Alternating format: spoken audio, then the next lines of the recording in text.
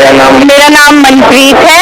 मैं देहरादून उत्तराखंड से आई हूँ और हम महाराजा रणजीत सिंह जी की बरसी मनाने आए हैं पाकिस्तान गुरु अर्जन देव जी के शहीदी स्थान पर। और इधर आके हमें बहुत अच्छा लग रहा है। और क्या जी, मेरा नाम है युवराज सिंह ਤੇ ਆਪਾਂ महाराजा रणजीत सिंह जी के किले ਚ आए बहुत ਵਧੀਆ ਲੱਗਾ ਇੱਥੇ ਆ ਕੇ। ਇੱਥੇ ਲੋਕ ਬਹੁਤ ਵਧੀਆ ਲੱਗੇ, ਬੜੇ ਵਧੀਆ ਲੋਕ ਨੇ, ਹਾਜ਼ਰ ਲੋਕ ਨੇ ਤੇ ਕੌਣ ਨਹੀਂ ਚਾਹੂਗਾ ਕਿ ਆਪਾਂ ਮਤਲਬ महाराजा रणजीत सिंह जी किला ना देखिए या ना ਇੱਦਾਂ ਘੁੰਮੀਏ ਇੱਥੇ ਕਿਲੇ 'ਚ। ਤੇ ਮੇਰੀ ਸ਼ੁਰੂ ਤੋਂ ਰਹੀ ਸੀ ਕਿ ਪਾਕਿਸਤਾਨ ਜਾਵਾਂ ਤੇ ਅਸੀਂ ਸਾਰੇ ਦਿਨ ਉੱਥੇ ਗੁਰਧਾਮ ਜੀ ਪੰਜਾ ਸਾਹਿਬ ਹੋ ਗਏ, ਕਰਤਾਰਪੁਰ ਸਾਹਿਬ, महाराजा रणजीत सिंह का किला देखा शुरू तो ही सीगा कि मैं देखा। बाकी जिन्ने भी मैंने मिले इतने दोस्त मेरे किन्ने बन गए पाकिस्तान से, बहुत वधिया दोस्त ने सारे, बहुत वधिया लगे मैंने इतने हाँ जी। मेरे को जो हूँ मैं नवंबर मासी होने आना देवी का लग गया, फिर अपना फिर तो हम आऊँगा। बाकी महाराज की कृपा ने जो लग गया। मैं पाकिस्तान की यात्रा करान आया। मैनू बहुत, मैं हर वारी आंदा यात्रा करन बाबा जी की।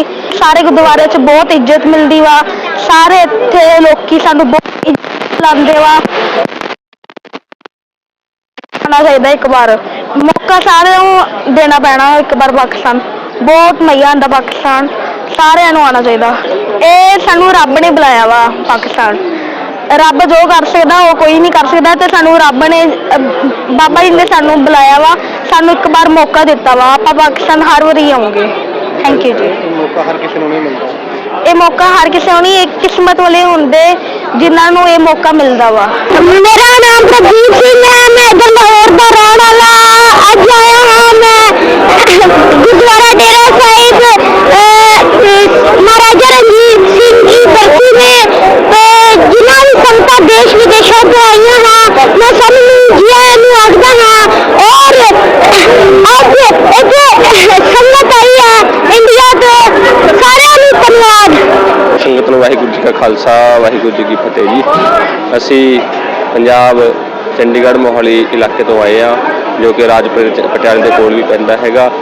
ਤੇ ਅਸੀਂ ਤਕਰੀਬਨ 20 ਤਰੀਕ ਨੂੰ ਅੰਮ੍ਰਿਤਸਰ ਤੋਂ ਚੱਲੇ ਸੀਗੇ, ਜਿੱਥੇ ਵੱਖ-ਵੱਖ ਗੁਰਦੁਆਰਾ ਸਾਹਿਬ ਦੇ ਹੁੰਦੇ ਹੋਏ ਨਨਕਾਣਾ ਸਾਹਿਬ, ਪੰਜਾ ਸਾਹਿਬ ਤੇ ਨਾਲ ਹੀ ਅੱਜ ਜਿਹੜਾ ਅਸੀਂ ਤੁਰੇ ਸੀਗਾ ਕਰਤਾਰਪੁਰ ਸਾਹਿਬ ਤੋਂ।